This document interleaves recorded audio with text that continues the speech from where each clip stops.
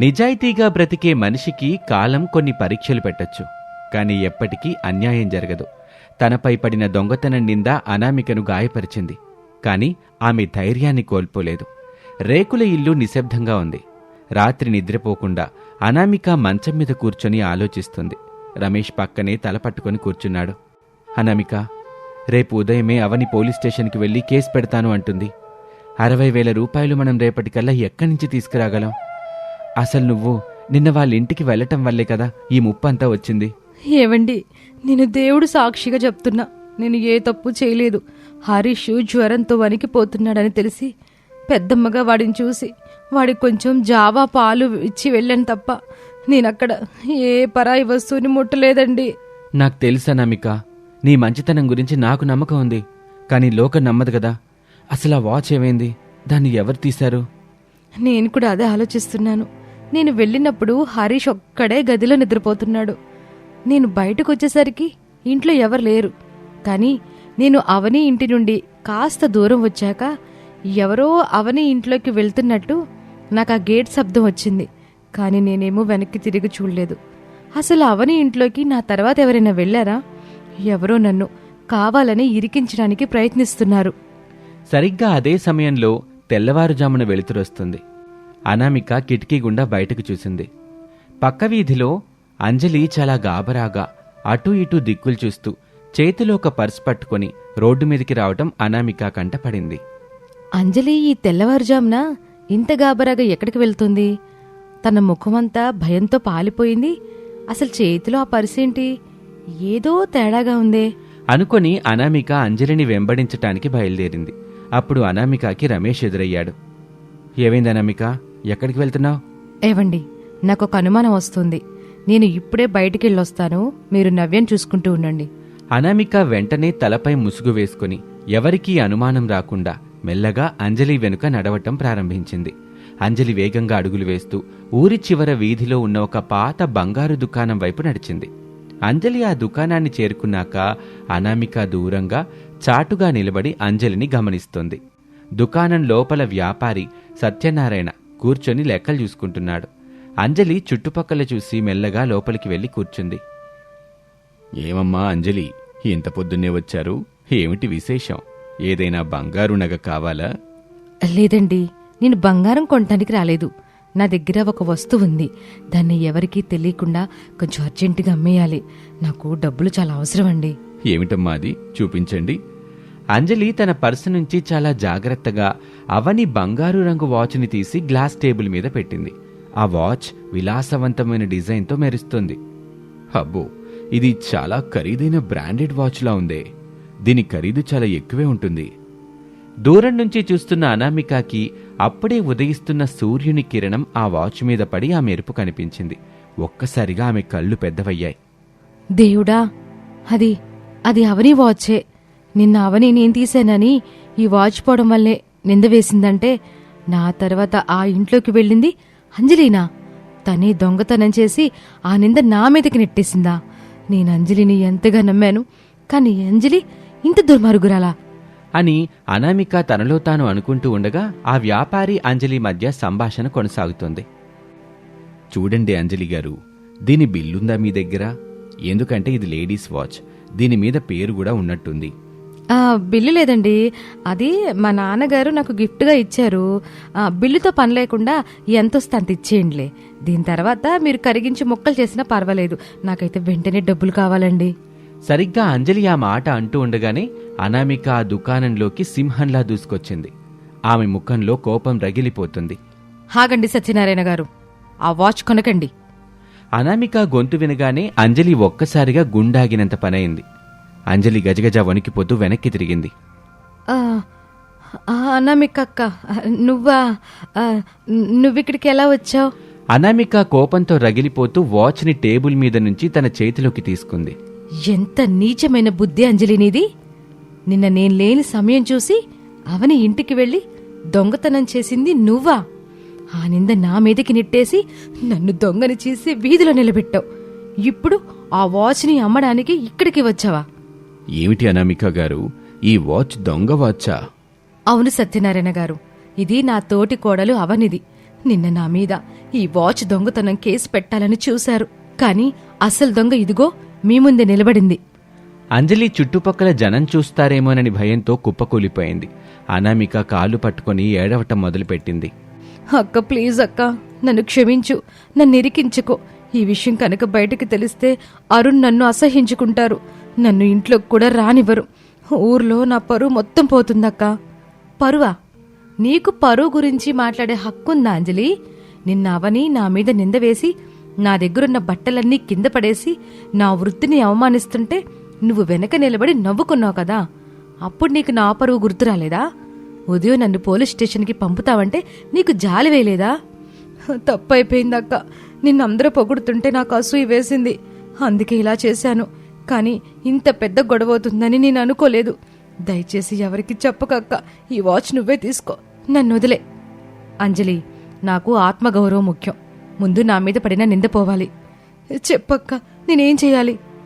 ఈ వాచ్ని నువ్వు వెంటనే తీసుకెళ్లి అవని ఇంట్లోనే పెట్టేయాలి. అది కూడా తనకి దొరికేలా చేయాలి. అప్పుడే నా మీద పడిన నింద పోతుంది.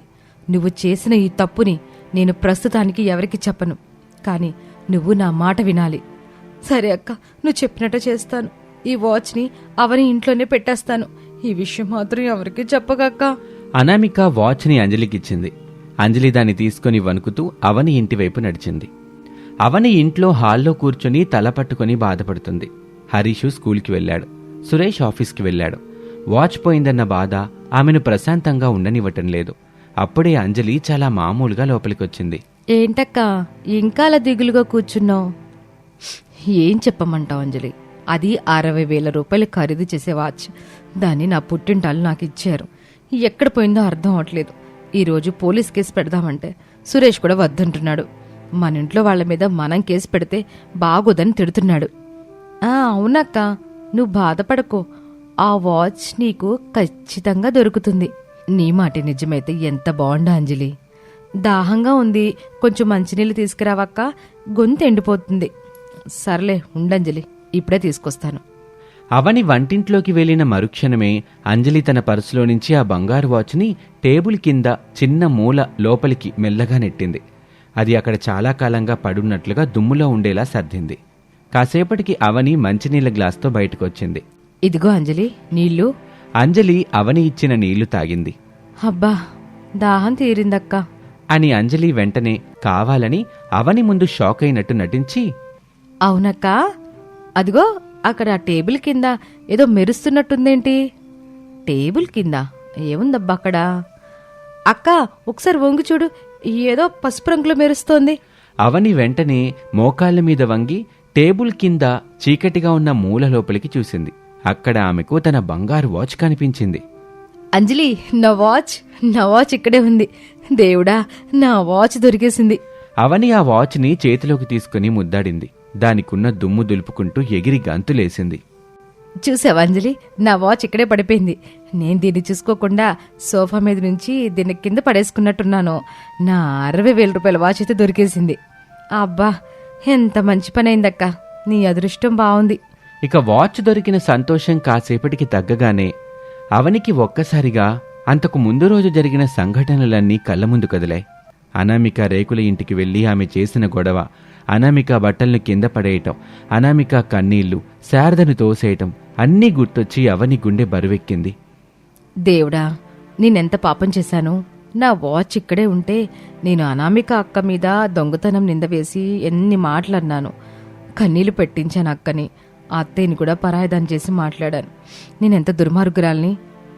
అక్క, దొరికింది కదా, వదిలే, ఇప్పుడెందుకులే ఆ పాత విషయాలన్నీ. వదిలేయడమా? అంజలి, ఒక పుణ్యాత్మురాల్లాంటి అనామిక అక్కని అందరి ముందు దొంగ అన్నాను. పోలీస్ కేసు పెడతాను కూడా బెదిరించాను. నా మాటలకి ఆవిడ గుండె ఎంతలా గాయపడి ఉంటుంది. నేనిప్పుడే వెళ్ళి అనామిక అక్కని క్షమాపణ అడగాలి. రా అంజలి. అవని కన్నీళ్లతో పరుగున అనామిక ఇంటివైపు బయలుదేరింది. అంజలి వెనక వస్తూనే ఆందోళనగా ఆలోచిస్తుంది. అమ్మయ్యా, నా దొంగతన విషయం బయటపడ్డాను అని ఊపిరి పీల్చుకుంది. అనామిక ఇంట్లో శారదమ్మ, ప్రసాదు విచారంగా కూర్చుని ఉన్నారు. రమేష్ తలదించుకొనున్నాడు. అనామిక మిషన్ పక్కన నిశ్శబ్దంగా కూర్చుని ఉంది. అప్పుడే అవని కన్నీళ్లతో లోపలికి పరిగెత్తుకుంటూ వచ్చింది. వస్తూనే అవని నేరుగా అనామిక మీద పడి వెక్కి వెక్కి ఏడవటం మొదలుపెట్టింది. అక్క, నన్ను క్షమించక్క. నేను మహాపాపాత్మురాల్ని, కళ్ళుండు కూడా చూడలేని గుడ్డిదాన్ని. నిన్ను దొంగ అన్నాను, నీ మనసుని గాయపరిచానక్క. నన్ను క్షమించక్క. అయ్యో లే అవనిలే, ఏమైంది? ఎందుకు ఏడుస్తున్నావు? అవని తన చేతిలో ఉన్న బంగారు వాచ్ని చూపిస్తూ, నా వాచ్ దొరికిందక్క. నా ఇంట్లోనే నా టేబుల్ కింద పడిపోయింది. నేనేమో చూసుకోకుండా నీ మీద లేనిపోని నిందలు వేశానక్క. నీ చేతి వృత్తిని కూడా అవమానిస్తూ నీ బట్టలన్నీ కింద పడేశాను. నా తప్పు తెలుసుకున్నానక్క. నన్ను క్షమించక్క. అమ్మయ్యా, వాచ్ దొరికిందా? అనామిక, నీ నిజాయితీ ఈరోజు గెలిచింది చూసావా? అప్పుడే అక్కడికి ప్రసాదు, శారద కూడా వచ్చారు. చూసావా అవని, అనామిక ఎంత మంచిదో. ఎప్పటికైనా నీ బుర్రకెక్కిందా? అవునమ్మా అవని, ఆవేశంలో గొడవ పడ్డం సులభమే, కానీ బంధాలు నిలబెట్టుకోవటమే చాలా కష్టం. ఇప్పటికైనా నీ తప్పు తెలుసుకున్నందుకు సంతోషం తల్లి. అవని, నువ్వు నా చెల్లెలివి. ఏదో ఆవేశంలో అన్న మాటలు నేను మనసులో ఉంచుకోను. మన మధ్య గొడవలు రావడం సహజం, కానీ నిజం బయటపడింది కదా, నాకది చాలు. ఇక నువ్వేడవకు. అక్క, నువ్వు నిజంగా దేవతవక్క. ఇంత జరిగినా నన్ను కౌగిలించుకున్నావు. ఇకపై నా కొడుకు హరీష్ నీ దగ్గరికే వస్తాడు. వాడిని నీ కొడుకులాగే చూసుకోక్క. నేనెప్పుడు అభ్యంతరం చెప్పను. ఈ దృశ్యం చూసి ప్రసాద్, శారదల కళ్లల్లో ఆనంద బాష్పాలు తిరిగాయి. ఆ చిన్న రేకుల ఇంట్లో మళ్లీ ప్రేమానురాగాలు వెళ్లి విరిశాయి. రమేష్ కూడా ఎంతో సంతోషపడ్డాడు. కాని దూరంగా నిలబడి ఇదంతా చూస్తున్న అంజలి మనసు మాత్రం అసూయతో, ద్వేషంతో రగిలిపోతుంది. గొడవ సర్దుమణిగాక అందరూ ఇంట్లోకి వెళ్లారు. అంజలి మాత్రం బయట నిలబడి అనామిక ఇంటివైపు తీక్షణంగా చూస్తుంది. అనామిక, నన్నింతలా భయపెట్టి బంగారం దుకాణం వాడి ముందు నన్ను దొంగ అని నిలదీసావు కదూ. నా చేతనే వాచ్ తిరిగి పెట్టించావు. ఈరోజు నువ్వు అందరి ముందు దేవతవయ్యావు. నేను మాత్రం భయంతో చచ్చాను. నన్ను ఇంతలా ఇబ్బంది పెట్టిన నిన్ను నేను వదిలిపెట్టను. నీ మంచితనం వెనక ఉన్న పొగరుని నేనణచేస్తాను. ఎలాగైనా సరే ఈ కుటుంబంలో నీకున్న గౌరవాన్ని శాశ్వతంగా మట్టిలో కలిపేస్తాను. నా పేరు అంజలి. నా పంతమేంటో నీకు త్వరలోనే చూపిస్తాను. అంజలి ముఖంలో వికృతమైన కక్ష స్పష్టంగా కనిపిస్తోంది. అనామిక మీద ఆమె ఒక పెద్ద కుట్రని ప్లాన్ చేయటం మొదలుపెట్టింది. కానీ రాబోయే ఎపిసోడ్లో అంజలి పన్నే ఈ కుట్రల నుండి అనామిక ఎలా బయటపడుతుంది? అనామిక కుట్టే ఈ టైలరింగ్ బిజినెస్ ఏ స్థాయికి చేరుకుంటుంది? ఈ విషయాలన్నిటికీ సమాధానం తెలియాలంటే తరువాతి ఎపిసోడ్ చూడాల్సిందే. ఛానల్ని సబ్స్క్రైబ్ చేసుకోకపోతే వెంటనే సబ్స్క్రైబ్ చేసుకోండి. బెల్ ఐకాన్ కూడా క్లిక్ చేయండి. Thank you for watching. బంధాల మధ్య అపార్థాల గోడలు ఎంత త్వరగా పెరుగుతాయో, కష్టాలు వచ్చినప్పుడు మాత్రమే ఆ గోడల వెనుక ఉన్న నిజమైన మనుషుల విలువ అంతే త్వరగా తెలుస్తుంది. అవని నిందలు వేసి హరీష్ని దూరం చేసిన అనామిక తన నిజాయితీతో, కష్టపడే తత్వంతో తన ప్రయాణాన్ని ఆపలేదు. కాలం ఎప్పుడూ ఒకేలా ఉండదు. ఒకరి అహంకారాన్ని అణచటానికి, మరొకరి విలువను నిరూపించటానికి అది ఎప్పుడూ ఒక కొత్త పరీక్షను సిద్ధం చేస్తుంది. అవని ఇంట్లో హరీష్ సోఫాలో కూర్చొని ఏడుస్తున్నాడు. అవని హరీష్ ముందు ప్లేట్లో ఫ్రూట్స్ పెట్టి కోపంగా చూస్తూ ఉంటుంది. రే హరీష్, ఎంతసేపు ఏడుస్తావురా? స్కూల్ నుంచి వచ్చినప్పటి నుంచి చూస్తున్నా. ఆ పండ్లు తినరా అంటుంటే ఎందుకు ఏడుస్తున్నావు? నీకు బుద్ధుందా లేదా? నాకు ఈ పండ్లొద్దు. నాకు పెద్దమ్మ దగ్గరికి వెళ్ళాలని ఉంది. నన్ను పెద్దమ్మ ఇంటికి వెళ్ళని మమ్మీ. నేను పెద్దమ్మ ఇంటికి వెళ్ళి నవ్యతో ఆడుకుంటాను. మళ్ళీ పెద్ద మంట వింట్రా. అనామిక నీకు ఏం పెట్టిందో కానీ కన్న తల్లిని నన్ను వదిలేసి ఆ పేదదాని దగ్గరికి వెళ్తావా? ఇంకోసారి ఆ పేరెత్తవనుకో నిన్ను గదిలో వేసి తాళం పెడతాను. జాగ్రత్త. నువ్వెప్పుడు నన్ను తిడుతూనే ఉంటావు. పెద్దమ్మ నన్ను ఎప్పుడు ప్రేమగా చూసుకుంటుంది. నాకు నవ్యతో ఆడుకోవాలనుంది. అప్పుడే అంజలి చేతిలో కొత్త ఐఫోన్ పట్టుకొని వయ్యారంగా లోపలికి నడిచింది. అంజలి హరీష్ ఏడుపు చూసి, ఏంటవని అక్క, ఇంకా మీ బాబు నీ కంట్రోల్లోకి రాలేదా? వాడింకా అనామిక భజన చేస్తున్నాడా? అవును అంజలి, వాడికి ఆ అనామిక పేరు తెలుసుకోకని చెప్పి నా ప్రాణం పోతుందనుకో. వాడు రోజు రోజుకి మొండిగా తయారవుతున్నాడు. అసలు అన్నమే ముట్టట్లేదు. నా ఫ్రెండ్స్ అందరికీ వీడిని చూపించాలంటేనే సిగ్గుగా ఉంది. అంత బక్క చిక్కిపోయాడు. నేను ముందే చెప్పాను కదక్క, అనామిక అక్క సాదాసీదా మనిషి కాదని. తనకి కూతురే ఉంది, కానీ కొడుకు లేడు కదా. నీ కొడుకుని దక్కించుకుంటే సురేష్ బావగారి సంపాదన, ఆస్తి అన్నీ తన చేతుల్లోకి వస్తాయని ప్లాన్ వేసింది. హరీష్ మనసులో నీ మీద అసహ్యం కలిగించేలా ఏవో మాయమాటలు చెప్పుంటుంది. నిజమే అంటావా అంజలి? అనామిక అంత దూరం ఆలోచిస్తుందా? కాకపోతే ఏంటక్క, నువ్వు లగ్జరీగా తిరుగుతుంటే తనకి కుళ్ళు. అందుకే నీ కొడుకుతోనే నీతో గొడవ చేస్తోంది. నువ్వు మాత్రం అస్సలు తగ్గొద్దు. హరీష్ని ఆ రేకులు ఇంటివైపు వెళ్లకుండా గట్టిగా మందలించు. ఒకవేళ ఆడెళ్తే అనామిక అక్కతో ఇంకోసారి గట్టిగా చెప్పు. అప్పుడే ఆవిడికి బుద్ధొస్తుంది. అవునంజలి, నువ్వు చెప్పింది నిజమే. నా కొడుకుని నా కళ్ళ ముందే నా శత్రువులాగా మార్చాలని చూస్తోంది. సురేష్కి కూడా విషయం చెప్పాను. మరోవైపు అనామిక తన చిన్న రేకుల ఇంట్లో టైలరింగ్ మిషన్ ముందు కూర్చొని తీవ్రంగా శ్రమిస్తోంది. పక్కనే రమేష్ ఆఫీస్ ఫైల్స్ చూసుకుంటూ ఉన్నాడు. నవ్య బొమ్మలతో ఆడుకుంటుంది. రమేష్ అనామిక వైపు గర్వంగా చూస్తూ, అనామిక, కొంచెంసేపు విశ్రాంతి తీసుకురాదా? తెల్లవారుజాము నుంచి ఆ మిషన్ మీదే ఉన్నావు. నీ కళ్ళు కూడా ఎర్రబడ్డాయి. పర్వాలేదులేండి, ఈరోజు సాయంత్రానికి ఈ 5 బ్లౌజులు ఇచ్చేయాలి. పెళ్లిళ్ళ సీజన్ కదా, ఊర్లో వాళ్లే కాకుండా పక్క ఊరు నుంచి కూడా ఆర్డర్స్ వస్తున్నాయి. మనం కష్టపడితేనే కదా మన నవ్య స్కూల్ ఫీజులు హాయిగా కట్టుకోగలం. నా జీతం చాలా తక్కువగా ఉండటం వల్ల నువ్వు కూడా కష్టపడాల్సి వస్తుందని బాధ నన్ను నిరంతరం వేధిస్తూ ఉంటుంది అనామిక. తమ్ముళ్ళేమో ఆస్తి పంచాక నన్ను అన్నలా కూడా చూడడం లేదు. అలా ఎప్పటికీ అనకండి. మీరు నిజాయితీగా పనిచేస్తున్నారు. మీతో పాటు నేను కూడా కష్టపడితే తప్పే ఉంది. ఇప్పుడు నేను కుడుతున్న బట్టలకి డిమాండ్ పెరిగింది. నేను ఆన్లైన్లో చూసి కుడుతున్న ఈ కొత్త డిజైన్స్ ఆడలకి బాగా నచ్చుతున్నాయి. మన కూతురు భవిష్యత్తు కోసం మరి మనం కష్టపడాలి కదా. నాన్న, మా స్కూల్లో టీచర్ ఇలా చెప్పారు. మన అమ్మ కుట్టే బట్టలు చాలా బాగుంటాయట. మా ఫ్రెండ్స్ వాళ్ళ అమ్మలు కూడా మన అమ్మ గురించే మాట్లాడుకుంటున్నారు. అవునా తల్లి, మీ అమ్మ నిజంగానే గ్రేట్ అమ్మా. అనామిక నవ్వి మళ్లీ తన పని తాను చేసుకోవటం మొదలుపెట్టింది. ఆమె మంచితనం, నైపుణ్యం చూసి కస్టమర్లు రోజురోజుకి పెరుగుతున్నారు. ఆమె సంపాదన ఇప్పుడు రమేష్ సంపాదన కంటే ఎక్కువ కావటం ప్రారంభమైంది. అయితే ఒకరోజు ఉదయం ప్రసాద్ గారి పాత పెంకుటింట్లో శారదమ్మ మంచం మీద పడుకుని మూలుగుతోంది. ఆమె ఒళ్ళు జ్వరంతో కాలిపోతుంది. ప్రసాదు కంగారుగా ఆమె తల మీద తడిగుడ్డ పెడుతున్నాడు. యావండి, నాకేదోలా ఉంది. ఒళ్ళంతా నొప్పులు, కనీసం తల కూడా తిప్పలేకపోతున్నాను. మన కొడుకులకి కోడళ్ళకి ఓ మాట చెప్పండి. ప్రసాద్ వెంటనే కన్నీళ్లు తుడుచుకొని మొదట రెండో కొడుకు సురేష్కి, మూడో కొడుకు అరుణ్కి ఫోన్ చేశాడు. కాసేపటికి సురేష్, అరుణ్ తమ భార్యలతో కలిసొచ్చారు. కాని వాళ్ళ ముఖాల్లో ఏమాత్రం ఆందోళన లేదు. సురేషు, అరుణు, మీ అమ్మకి జ్వరం చాలా ఎక్కువగా ఉందిరా. కనీసం మంచం మీద నుంచి లేవలేకపోతుంది. డాక్టర్ గారు వచ్చి చూశారు.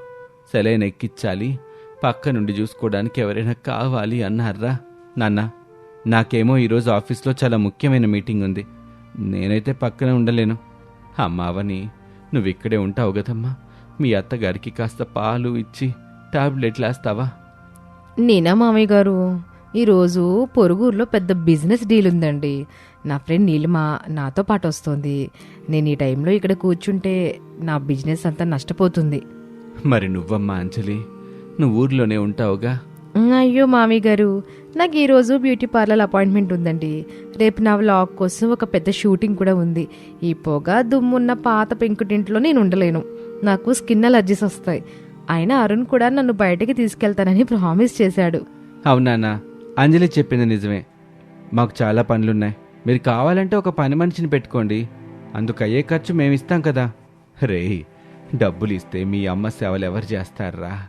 తీవ్రమైన జ్వరంతో మీ అమ్మ ఉంటే మీకు బిజినెస్సులు, వ్లాగులు, షూటింగులు ముఖ్యమా? కన్నతల్లి కంటే మీ సుఖాలే ఎక్కువయ్యాయా? నాన్న, ఊరికి అరవకండి. మాకు టైం లేదు, మేము వెళ్తున్నాం. అవని, రా వెళ్దాం. అవని, అంజలి ఇద్దరూ ముఖాలు తిప్పుకొని తమ భర్తలతో కలిసి అక్కడి నుంచి వెనుతిరిగి వెళ్ళిపోయారు. శారదమ్మ కళ్ళల్లో నుంచి నీళ్లు కారి దిండు తడిసిపోతుంది. కన్న కొడుకులు, కోడళ్ళు తనని ఎంతలా అనాథన చేశారో చూసి ఆమె గుండె పగిలిపోయింది. ప్రసాద్ హాల్లో ఒంటరిగా కూర్చుని తలపట్టుకుని ఏడుస్తున్నాడు. అప్పుడే అనామిక నవ్యను స్కూల్లో దింపి ఆ వీధి గుండా వెళ్తూ మావయ్య ఏడుపు చూసి కంగారుగా లోపలికి పరిగెత్తుకొచ్చింది. మామయ్య గారు, ఏమైంది మామయ్య గారు? ఎందుకు మీరు అలా ఏడుస్తున్నారు? అమ్మా అనామిక, మీ అత్తగారికి జ్వరం చాలా ఎక్కువగా ఉందమ్మా. అస్సలే లేవలేని పరిస్థితుల్లో ఉంది. కొడుకులని, కోడలని బ్రతిమిలాడినా ఒక్కడు పక్కన నిలబడ్డానికి ఇష్టపడట్లా. అందరూ తమకున్న పనులు చెప్పుకొని వెళ్ళిపోయారు తల్లి. నాకేం చేయాలో అర్థం కావటం లేదు. అనామిక వెంటనే లోపలి గదిలోకి వెళ్ళింది. అత్తమ్మా, అత్తమ్మా నేను వచ్చాను అత్తమ్మా, మీరు భయపడకండి. అనామిక నువ్వా తల్లి? అత్తమ్మా మీరు నా తల్లి లాంటివారు, మీరు ఇలా బాధపడుతుంటే నేను చూస్తూ ఊరుకుంటానా? మావయ్య గారు మీరు దిగులు పడకండి, నేను ఇక్కడే ఉండి అత్తమ్మని చూసుకుంటాను. అనామిక వెంటనే వంటింట్లోకి వెళ్ళింది. పాత కిచెన్ అయినా ఎంతో వేగంగా పొయ్యి వెలిగించి వేడివేడి పాలు కాసింది. శారదమ్మకు మెల్లగా తినిపించింది. ఆ తర్వాత డాక్టర్ ఇచ్చిన టాబ్లెట్లను టైంకి వేసింది. శారదమ్మ కాళ్ళు జ్వరంతో గుంజుతుంటే అనామిక కూర్చొని ఆమె కాళ్లను ఎంతో ప్రేమగా నొక్కింది. ఆ దృశ్యం చూసి ప్రసాద్ కళ్ళలో ఆనంద బాష్పాలొచ్చాయి. అమ్మా, నువ్వు మా ఇంటికి కోడలివి కాదు తల్లి, సాక్షాత్తు ఆ దేవతవి. నీలాంటి పెద్ద కోడలు దొరకటం మా పూర్వజన్మ సుకృతం. ఆస్తి పంపకాలు చేసి నిన్ను దూరం చేసినందుకు నాకే చాలా సిగ్గుగా ఉంది తల్లి. మామయ్య గారు, బంధాలనేవి ఆస్తితో విడిపో. మనం ఎక్కడున్నా మన కుటుంబం ఒక్కటే. మీరిలాంటి మాటలు మాట్లాడి నన్ను పరాయిదాన్ని చేయకండి. అలా 3 రోజులు గడిచాయి. అనామిక తన టైలరింగ్ పనుల్ని రాత్రిపూట చేసుకుంటూ పగలు మొత్తం అత్తగారి దగ్గరే ఉండి సేవలు చేస్తుంది. రమేష్ కూడా ఆఫీస్ అయిపోగానే వచ్చి తల్లికి కావాల్సిన మందులు తెస్తూ తండ్రికి తోడుగా ఉంటున్నాడు. సురేష్, అరుణ్లు కాని, అవని, అంజలిలు కాని కనీసం ఫోన్ చేసి కూడా శారద ఆరోగ్యం ఎలా ఉందో కనుక్కోలేదు. ఇక 4వ రోజు ఉదయం శారదకు జ్వరం తగ్గింది. ఆమె మంచం మీద లేచి కూర్చుంది. అనామిక వేడివేడి ఇడ్లీలు, చట్నీ తీసుకొని వచ్చింది. అత్తమ్మా జ్వరం తగ్గింది కదా, కాస్త ఇడ్లీలు తినండి, బలం వస్తుంది. అనామిక నన్ను క్షమించమ్మా, నేనంత పాపాత్మురాలను గదు. నువ్వు పేద్దానివని, నీ దగ్గర డబ్బు లేదని నిన్న అప్పట్లో చులకనగా చూశా. అవని, అంజలిలు ధనవంతులని అలా తీసుకెళ్ళి నెత్తినెట్టుకున్నా. కానీ ఈరోజు నా ప్రాణం పోయే స్థితిలో ఉంటే ఆ ధనవంతులు నన్ను అనాథలాగా వదిలేశారు. నువ్వు మాత్రం నీ పనులన్నీ వదులుకొని నన్ను కంటికి రెప్పలా కాపాడుకున్నావమ్మా. అత్తయ్య ఏడవకండి, మళ్ళీ బీపీ పెరుగుతుంది. పెద్దవాళ్ళు చిన్నవాళ్ళని కోపడ్డం సహజమే కదా. మీ మాటల్ని నేనెప్పుడూ మనసులోనే పెట్టుకోలేదు. చూశారండి మన పెద్ద కోళ్ళ మనసు ఎంత మంచిదో. అవని నా కొడుకు హరీష్ని దీనికి దూరం చేసింది. లక్ష్మీదేవి లాంటి అనామిక మీద లేనిపోని నిందలేసింది. ఈ రోజు నుంచి ఈ అనామికే నా సర్వస్వం. అవును శారద, గుణం లేని డబ్బు వ్యర్థమని ఇప్పటికైనా నీకు తెలిసి వచ్చిందిగా. అనామిక తన కష్టంతో, గౌరవంతో ఈరోజు ఎంతో మంది మహిళలకు ఆదర్శంగా నిలుస్తుంది. తన టైలరింగ్ బిజినెస్ కూడా చాలా బాగా సాగుతుంది. అవునమ్మా అనామిక, నీ కష్టానికి తగ్గ ప్రతిఫలం దేవుడు తప్పకుండా ఇస్తాడు. ఇకపై ఆ అవని, అంజలిల పొగరు ఎట్టా అనచాలో నాకు తెలుసు. అనామిక శారదమ్మకు ఇడ్లీలు తినిపించింది. ఆ కుటుంబంలో మళ్లీ ఆప్యాయతలు చిగురించటం ప్రారంభమయ్యాయి. శారదమ్మకు అనామిక విలువేంటో పూర్తిగా అర్థమైంది. కొన్ని రోజుల తర్వాత శారదమ్మ పూర్తిగా కోలుకుంది. అనామిక టైలరింగ్ షాప్ ఊర్లోనే చాలా ఫేమస్ అయింది. రోజుకి 10ల సంఖ్యలో మహిళలు అనామిక ఇంటి ముందు క్యూ కడుతున్నారు. ఈ విషయం అవనికి, అంజలికి తెలిసింది. ఓ రోజు అంజలి ఇంట్లో అవని, అంజలి ఇద్దరు కూర్చొని టీ తాగుతున్నారు. చూసావక్క, ఈ అనామిక అక్క రోజు రోజుకి మనకంటే ఎక్కువ సంపాదిస్తోంది. ఊర్లో వాళ్ళంతా తననే పొగుడుతున్నారు. చివరికి అత్తయ్య గారు కూడా తనింటికే వెళ్తున్నారు. అవునంజలి, అత్తయ్యకి జ్వరం వస్తే ఆ అనామికే సేవలు చేసిందట. ఇప్పుడు అత్తయ్య కూడా నా గురించి ఊర్లో చెడుగా మాట్లాడుతోంది. మనం అనామికని ఇలాగే వదిలేస్తే మన సురేష్, అరుణ్ల మీద తన పట్టు సాధిస్తుంది. మనం ఏదో ఒకటి చేయాలక్క. అనామిక అక్క టైలరింగ్ బిజినెస్ని దెబ్బ కొట్టాలి, లేదంటే మన వాల్యూ పడిపోతుంది. అవును, నా కొడుకు హరీష్ కూడా ఆ అనామిక గురించి ఏడుస్తున్నాడు. ఎలాగైనా సరే అనామిక గర్వం అనచాలి. అవని, అంజలిలు కలిసి అనామికపై మళ్లీ సరికొత్త కుట్రలు పన్నడం ప్రారంభించారు. కానీ కాలం వాళ్ళకి ఒక ఊహించని షాక్ ఇవ్వబోతుంది. అనామిక తన ఇంట్లో కూర్చొని సంతోషంగా బట్టలు కుడుతుంది. నవ్య పక్కనే హోంవర్క్ చేసుకుంటుంది. అనామిక కళ్ళల్లో ఒక ఆశ, నమ్మకము ఉన్నాయి. తన మంచితనమే తనని కాపాడుతుందని ఆమె గట్టిగా నమ్ముతుంది. కానీ రాబోయే రోజుల్లో అనామిక బిజినెస్ని అవని, అంజలి ఎలా దెబ్బతీస్తారు? ఆ కుటుంబంలో తరువాత జరిగే గొడవలేంటి? ఆ గొడవల్ని అనామిక ఎలా పరిష్కరిస్తుంది? ఈ విషయాలన్నీ తదుపరి ఎపిసోడ్లో తెలుసుకుందాం. ఇది వాల్టి కథ. మరొక ఆసక్తికర కథలో మళ్ళీ కలుద్దాం. అంతవరకు సెలవు. నమస్తే.